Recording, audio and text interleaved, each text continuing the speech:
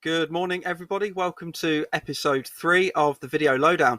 Can't believe we're on our third week already. We've already had two fantastic guests join us over the last couple of weeks. We've got another one today. So today joining us is Matt Sutton. He's a fitness professional with over 10 years experience, nutrition expert, and he's got quite the story. His own personal journey led him down the path of nutrition and fitness, which Matt will share with us today. I'm really excited to talk with him about the fitness industry, the nutrition industry, and how he's using video to really help grow his business, and how he has used video over the past few years to really great effect. So yeah, let's get on with it. So Matt, how you doing today, mate? Hey Jamie, yeah, I'm good. Thank you very much for having me on, buddy. Yeah, not a problem at all, Excited. mate. It's an absolute pleasure. Yeah, it's great to see you again. I've known Matt, I've known each other for quite a few years, done a little bit of work together in the past. And I think we've recorded a couple of your events and come to some of your boot camps over the past few years. Yeah. So yeah, thank you so much, mate, for coming on and sharing your story and your journey today. Yeah, no problem. Now, your company is, lifestyle performance transformations. We're not just talking about weight loss, are we? We're talking about positive lifestyle changes, not just weight loss, but everything else that kind of surrounds having a really, really great and positive lifestyle. Just talk to me a little bit about your company, why you chose that name and that kind of path, really. Yeah, I think I started out in the fitness industry like most personal trainers, really. Most personal trainers, they kind of enjoy fitness and sport, maybe at school, and Yeah. and the idea of being able to do that for a living is quite is pretty good.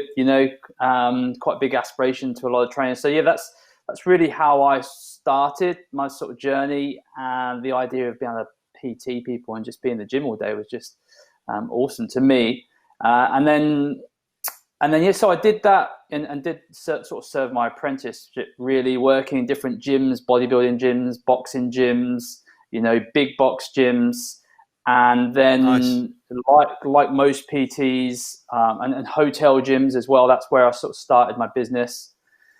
God, 12 years ago now, and up until that point, I sort of thought as a personal trainer, your main job is really the training side of things.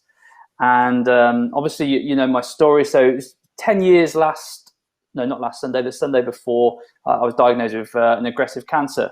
And up until that point, never really thought about health and wellness so much. It was more the training side. But having gone through sort of 12 months of chemotherapy and having that, that life-changing experience, that was what really had a sort of quite a profound effect on how I decided that what health and fitness really was. Because at the time I was probably in the best shape I've ever been, and I don't think I've quite got back to that shape, if I'm honest, back in my sort of mid-20s since. But what I have found is that balance of health and wellness. So being a business person and having the energy and being comfortable in my body, but also being able to juggle life as well. So I'm a proud dad of two, and so I run a couple of gyms. I have a team, so there's lots of responsibility. So the big change that I made was changing my sort of whole business model from just sort of fitness and personal training people to more of a holistic approach, where we're really looking at health and wellness. And nutrition was the first real bolt-on that I made in LPT. Obviously I would give people nutrition plans and stuff before, but after kind of my experience, I really realized the power of nutrition. So that was sort of step one on the holistic approach. And then step two was really looking at, you can have the best exercise and nutrition program in the world, but unless you have the mindset and the behavior change to make it part of your lifestyle, then it doesn't work, basically. So mindset and sort of personal development was almost the next step. And so off the back of that, I sort of created what we call our TCP method, which is training, coaching, and personal development. and that's sort of the cornerstone of LPT today. And we've helped thousands of people over the last 10 years through our boot camps, our online programs, our gyms. I'm at my studio now, and we do retreats abroad. We were meant to be doing a retreat abroad a few weeks ago. Obviously, it had to be cancelled, unfortunately. Virtual retreat. Yeah. So that's really my backstory, and how the backstory, even though it was obviously a real difficult time, it's ended up having real positive effect on myself and my clients that I sort of serve. That's fantastic, Matt, and that's a really rich history there. So I just wanted to touch on your diagnosis. So because you glossed over that, and you would, because you've been through it, and you're moving ahead, moving on. But 2020 is a massive year for you, right? And 10 years ago, to be told that news of your diagnosis, what was your first knowing how you felt in yourself as feeling fit and healthy? Did that diagnosis kind of then spark your thirst for knowledge on nutrition? Were you sure that you could help your recovery, or to come out of this, to get through this treatment by understanding nutrition and how that could help you, get through it? Yeah, I think my sort of philosophy on life was always, to some extent, we're essentially given us, if you use the analogy, we're given a hand of cards in life, aren't we? And sometimes you get good hands, and sometimes you get dealt a really rubbish one.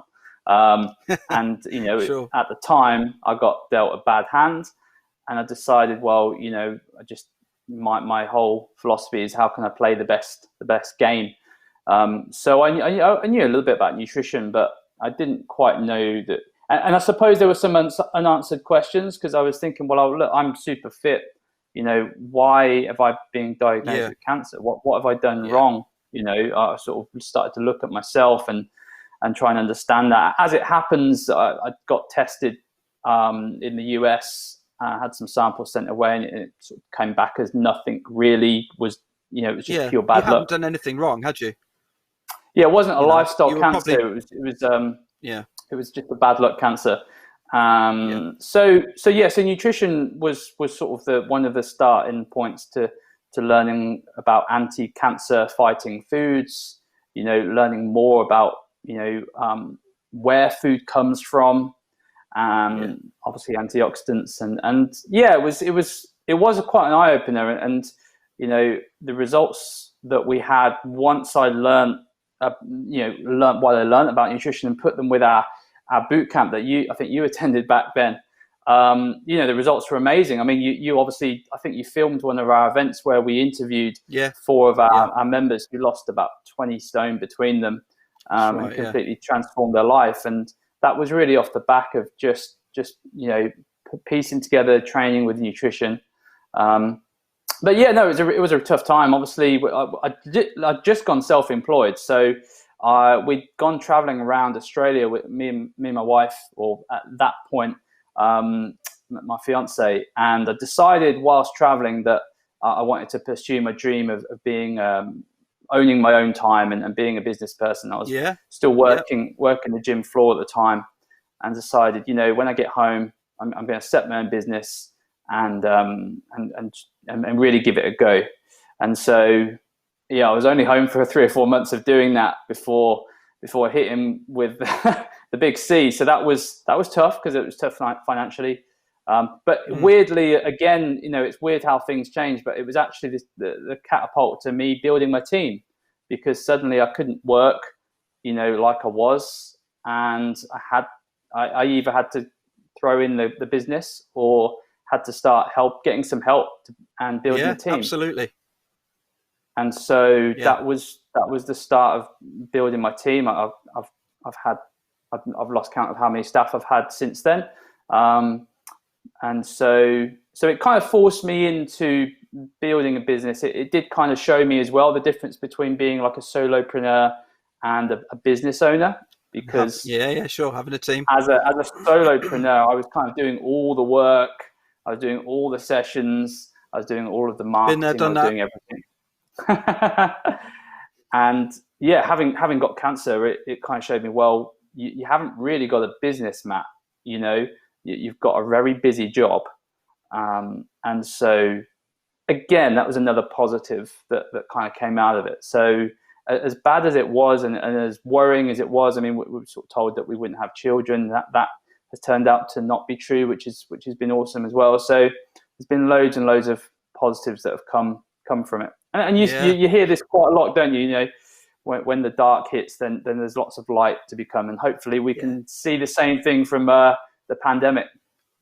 The current situation, absolutely. Well, you know, it appears you've defied many odds there, mate. It's absolutely fantastic. So I think, from me and everybody watching, or who's going to be watching this, congratulations. It's a huge achievement to celebrate 10 years, something like that. Not just personally, but obviously professionally with your business, doing really well. I know that life of a solopreneur. I've been there and done it.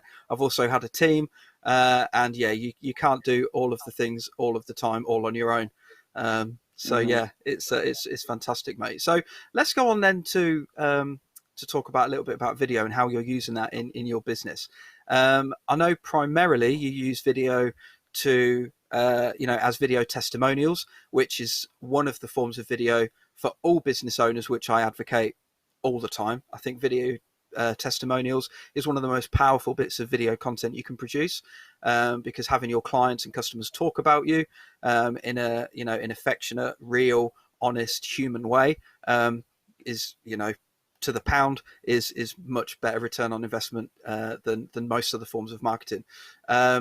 So why do you use video in your LPT business? Is it just testimonials? Do you do events, and what do you do with that content? What's your goal when you're putting together some of this video stuff? For me, the number one goal is to try and get the message across that we have at LPT. So the sort of holistic health message. And I started a podcast.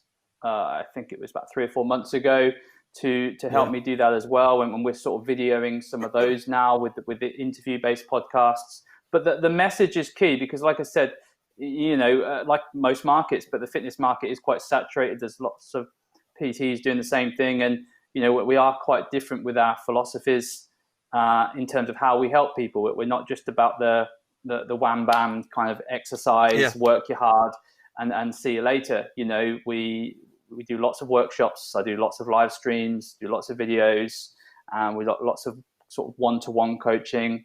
So we've got that message to share, and also storytelling for me is really powerful because of the inspiration that it sort of derives. So when people see the results that other people have got with us, that what I always try and do is I want people to believe they can do it as well. And so, I try and be as transparent and real as I can. And we do the same with the videos that we share, is showing that, real people just like you, mums and dads and business owners and professionals, which is who we serve mainly, you can change your life. Or, okay, sometimes that sounds a bit corny or a bit dramatic, but that's really according to how you define changing a life. For some people, just walking up the stairs not being out of breath is quite life changing. To other people, losing 1 stone or 2 stones life changing. To other people, it's more like 5 stones. So but we try and use video to inspire people as well as getting the message across. And I think you do that. I think I've seen testimonials and the content you produce, and you, Matt, doing the Facebook lives and Instagram lives. That's a huge part of your content drive, and I can see that from the content that you produce at LPT. I think it's a really interesting point you touched on there about storytelling. Video in as a native form of communication is about being able to tell a story, and although you can do that through the traditional methods of like the written word and photography and illustration design, I think how video trumps all of those is that real live interaction, that feeling you get when you see the moving image of somebody talking and how they're feeling and their facial expressions and what they're, what they're saying and the words that they're using. And I think that's the power right there. And I think that translates really well to video testimonials. So, your people are talking about their real experiences. So, and I'm nearly, I'm going to blow my own trumpet here for a second. I'm nearly at a stone lost.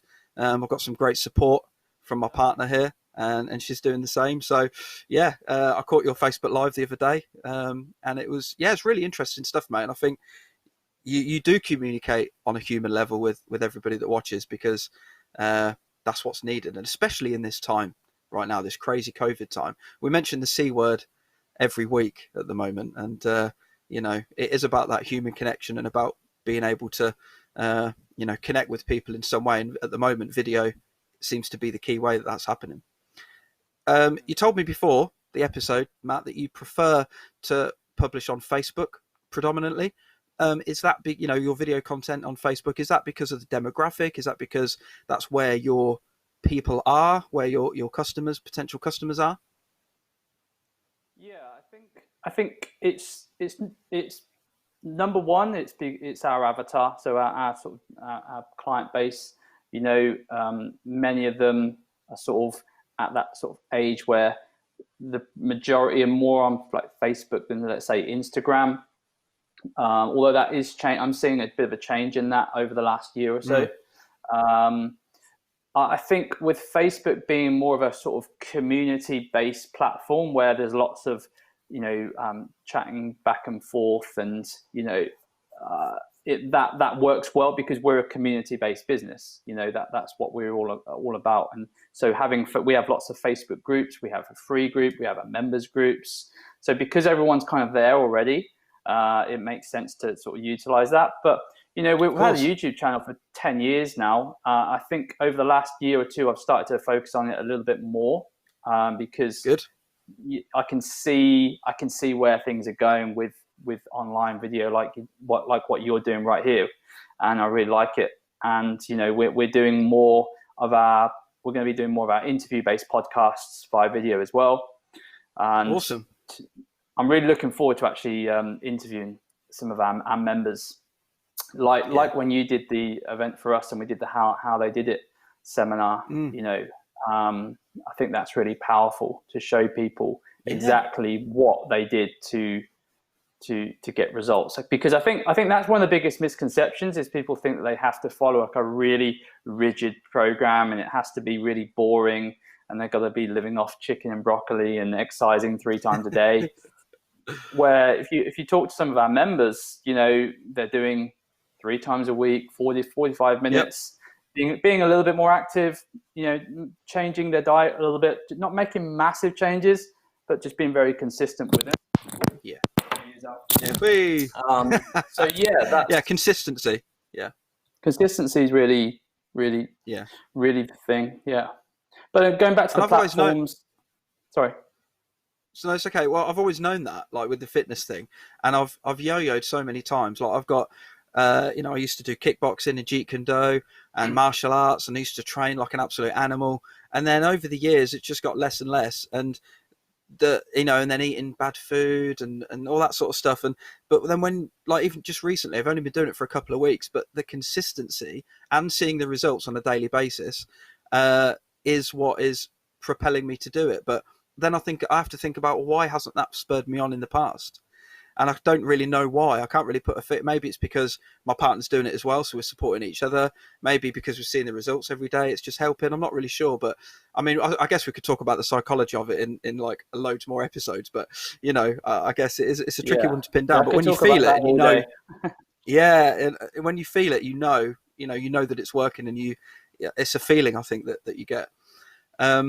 But yeah, I think Facebook's a great platform, man. I think it's fantastic. Well, for us, I mean, particularly with the lives, it allows us to do Q&As. That's one of the things that we do for our members is live Q&As. I know you can do that on different platforms as well, but I think the big thing for me has been the fact that a lot of our membership base or following already on that platform and have been for a while. And then obviously the advertising side of it, And I think for a lot of business owners, anyone watching this as well, I put my hands up to you have, you get comfortable with certain platforms, and Facebook, I've been, is the one that I'm most comfortable with, and so that has had an effect, I suppose, on how much we've used it compared to other platforms. But Facebook advertising has been really amazing for our business. I launched two gyms, just okay. I want to stop you there. Just real quick, because I know what you're going to say, and I know what you're coming on to, and I want to build it up a little bit because I think it's amazing. Right, okay. So you use video ads, you use Facebook video ads. It enabled you to open up your second facility with a lot of new members, with 40 new members. So you spent a certain amount of money on Facebook video ads, and you got a certain amount of income, which helped you do that with recurring payment from members. Talk me through your process of using the video ads. How did you do it? What was the investment? What was the return? I'm really like, this stuff is what fires me up, because I think this is numbers and figures and stats to show really that video is the ultimate selling and promotional tool. Yeah, mate, take it away. Well, yeah, I mean, I use Facebook ads for launching both of my gyms. The second time round had a bit more experience, and we started using video ads. I did, the first thing I would say is like anyone, you have to test, test what works. Absolutely. But with the Facebook ads, one thing I was testing was training videos, like training ads. So where people can actually have a bit of an insight into not just training, but seeing people working at gyms, as well as like having clips of me delivering seminars and workshops, so they get a feel for the experience that LPT offer. And then the other type of ad that we were running was what I call a selfie ad. So it's just literally just me with a camera, just talking at you, and just like sharing what the opportunity was for 60 seconds. So obviously by keeping it under 60 seconds, we're able to duplicate into an Instagram ad as well. And also, people aren't going to watch, not many people are going to watch a video ad for much longer than sort of 10, 20 seconds anyway, right? So sure. So I mean, I must admit, like, that's one thing that I did get better on, but trying to get what you need to say in 59 seconds. It's hard for a fairly high ticket program, which is what we were offering, is tough. And so I would do 50, 60 takes to get one, easy to get one clip. And so the combination of those two types of video ads, when we launched this place, I think our ad spend was about £1,200. And so like you said, we on the foot. Now I must say, firstly, we launched the gym at probably the best time you can launch a gym. So we launched in January. Right place, right time. So at £300 a pop, we bought in 12 grand in those first sort of 3 weeks of the year. And that was great, because at the time I didn't really have any kit really. It's fantastic. Had a little bit of kit, but I was able to reinvest all of that money back in, so I wasn't having to take loans out. And then put some of that money aside back into serving our clients, and that's essentially been what I've just kept repeating to do. So put the money in. Found a formula. You found a formula that's worked things for you. Change, you learn different things, like we do target men and women separately, because obviously, as you know, from sort of studying marketing, people they know when something's for them. So if you're calling out a guy, and so for instance, we'd find that selfie ads would tend to work a little bit better for women, but training ads would work a little bit better for men. I mean, the training ads, that was quite interesting.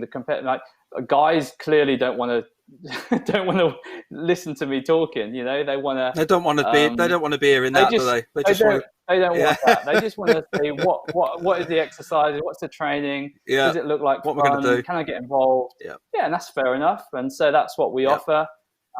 With some of the females ads that we've tried, we've added some testimonials from females as well. Obviously, you have to be a little bit careful about what you allow people to say. Yes. You know, we can't make any sort of claims like weight loss claims and things like that. But you know, even just I feel more energized and really enjoying the experience. You know, that goes a long way, because at least it's someone else saying it about our business and not me. And so yeah, Facebook ads have been extremely. I mean, almost just incredible, really. That you can launch businesses just off of one platform. Yeah, no, it's brilliant, mate. It's brilliant. And you're obviously found through that testing phase, you have, but some people do ask me, okay, what's the best way to make a promo video, or best way to make a marketing video? And actually, you can plan it out from the start. You can plan it, script it, you can add the storyboards in, you can do all that stuff. But if you're doing what you're doing and you're directly, which we'll come on to in a second, you're directly marketing to the public, then actually, having you on the camera just delivering what it is that you need to say, and just connecting with him in that way and testing in that way for different demographics and different genders and that sort of thing. I think, and as you said earlier, like the fitness industry is rife with promotional images and videos of people that have lost weight. Look at me, we've lost, and even some of them have become memes now. You've got like the massive 300-pound black guy, which says like, or sorry, it's the like, I don't know, middle-aged skinny white guy saying 12 weeks in the gym, and then there's like a really pumped up, gym bunny, and they've even been memeified now, and it's like a source of comedy. But I think what you're doing is just bringing it down to that human level. It's not, you're not talking of massive spammy email lists. You're not talking of the highly polished,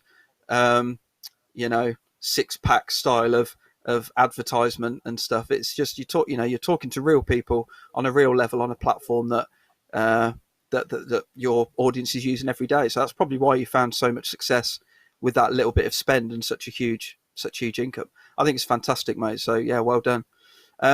So direct marketing, which is what you do. It's interesting. So do you produce content? Do you produce video content that is evergreen? Or is the stuff you produced of its moment, are you producing content that is going out live now, never to be seen again? Or are you also producing content that can live a life, beyond 30 seconds or beyond the attention span? Is it got life after?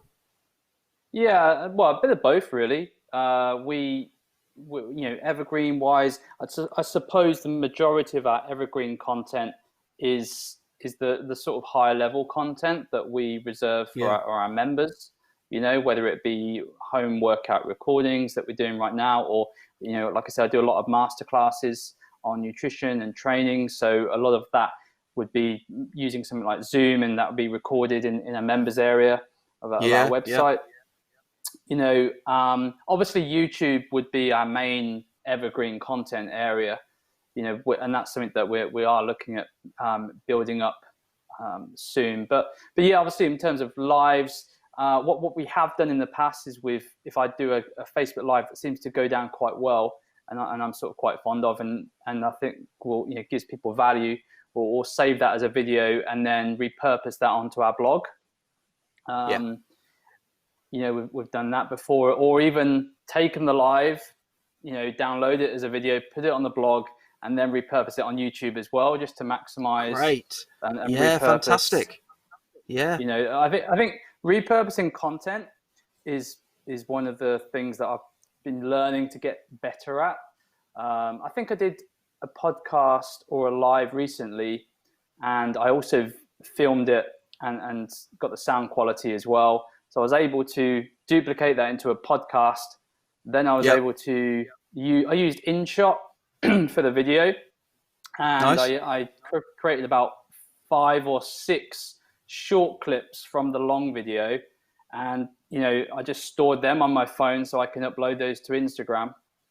And then or LinkedIn or whatever. I haven't started properly using LinkedIn yet, but that's another thing. But so just from that one get bit on of it, mate. content, I've Get on it. probably got about 10 different pieces of content just from that one video. So that's something I've learned to be a bit more clever about, rather than having to. I think a lot of business owners sometimes get caught in the trap of thinking they've got to create like new content for every platform. And if you've done a half an hour or an hour, podcast with someone or video Zoom with someone, hopefully you're going to get at least 5 or 6 bits of gold within that you can repurpose. And that's going to spark the interest of people, whether they watch an Instagram story or they watch any sort of posts that go out. So, mate. It's not easy, but I'm enjoying learning. I'm a huge fan of the recyclability of content. Like I love it, and I think there is, so much you can do with a single bit of content, and you're obviously proving that. And it's a bit like the whole Gary V thing. We spoke about Gary V briefly on the show last week with James, but he has a team, fair enough, a big team of people, but he's saying, you film one event and create 100 pieces of content from it, written, animation, image, podcast, video cast, video segments, episodic, like anything you can think of to create from a single bit of curated content, kind of wring it till it's dry sort of thing, and then move on to the next one. And when you're pushing out the content at that rate, when you're talking of maybe 50, 100 pieces of content a day across 6 or 7 social channels, it's astronomical figures. But even at this level, where you're saying you're creating one bit of content but producing 10 other types of content to push out, even if it's from a video that you're then turning into audio, or you do a written transcript and you get the written interview for SEO. Like, there's so many different ways of doing it. So that's awesome, mate. So Matt, look, we've got a few minutes left. It's been fascinating. There's so many more things I want to ask you. But I think to kind of see us out, you've used video really well to kind of leverage your business, and people watching this may be business owners. They might be solopreneurs thinking about using video, maybe not in the same industry as you. But what's the one positive you've learned, or the one positive you've taken away from using video for you personally? I think the biggest positive, if I'm really honest, is how the effect it has on myself. So in terms of talking and confidence, and I think it's a big roadblock for a lot of business owners as well, is to be able to get a camera in front of their face and be cool with just talking authentically rather than putting on a show, and yes. So I think the ability. I think the more I do things like these, the more content I shoot, the more I just feel myself, and I'm not trying to be anything or anyone else. And that kind of almost interlinks back with what we was talking about, I think people know when they're watching something online and it's, they're maybe it's not as authentic as it probably could be, or it sounds a bit salesy, or that it sounds like they've been sold on. I think if any of our members are watching this now, they know that this is just how I talk. I don't talk any differently. No, absolutely not. Yeah, just being myself. And I think being yourself is actually, you hear that all the time, don't you? I think a few years ago the word authentic was just used all the time. Be authentic. Banded around everywhere. Yeah, but I get why it's difficult, because you want to also be engaging, and you also want people to like your stuff. So it's but it just takes practice. So I guess yes. Sorry, Matt. I was going to say, I add to that. I think actually that the very nature of just being yourself is going to attract people and not attract people. So as long as you are being yourself, you're going to, can't, if people are going out on a limb to try and be pleasing everybody and be changing their delivery or changing their personality slightly to accommodate every single person, you can't possibly do that. So just being yourself, you will naturally attract people, who gravitate towards your delivery style, your personality, your way of being on these videos. And actually, I think it's really interesting that your positive takeaway is not.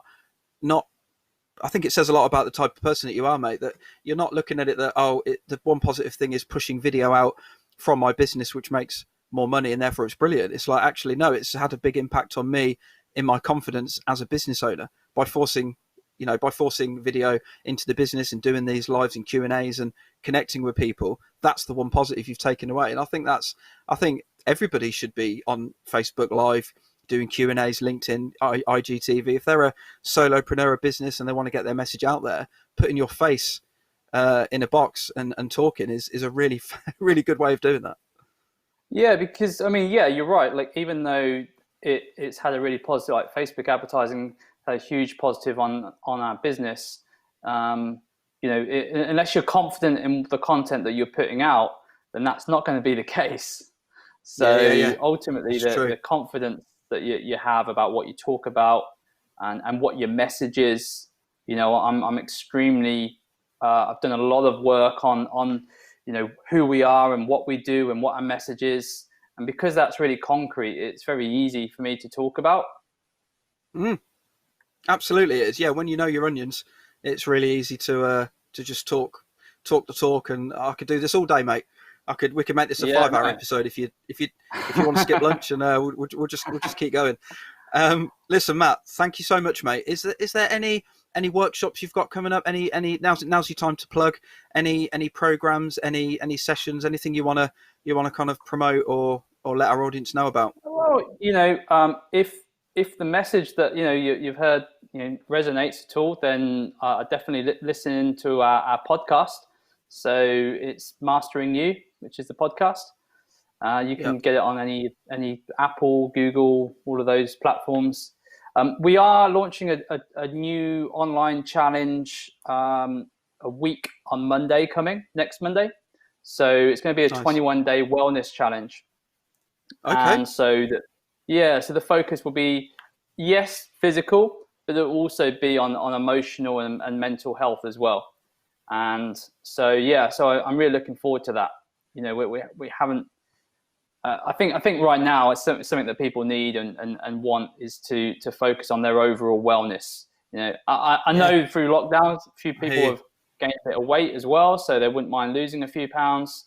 But if you want to lose weight and build your energy and confidence up as well, then check it out. Drop me a line. You can find me on Facebook. You can find us on Instagram at LPT Gyms, LPT Catering, anything to do with LPT or lifestyle performance transformations. You can find us.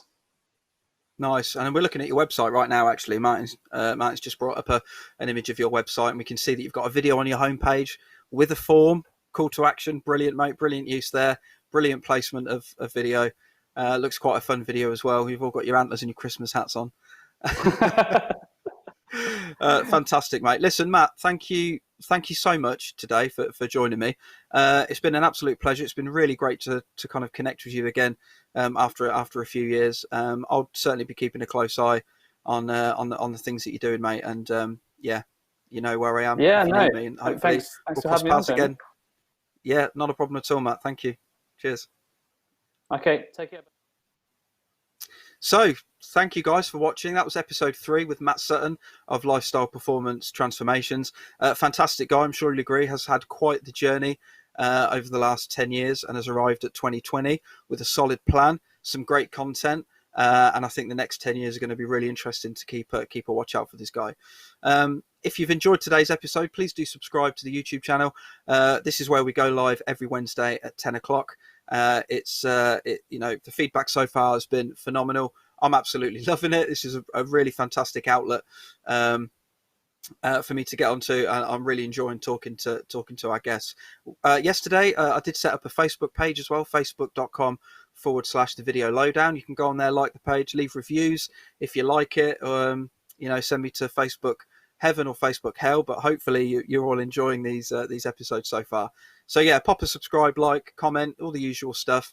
We'll be back next Wednesday at 10. We've got another fantastic guest. This time he's a hobbyist. I won't tell you what the hobby is at the moment, but he's going to be with us and joining us, and he's using video in a really interesting way on YouTube. So yeah, make sure you tune in for that next Wednesday at 10.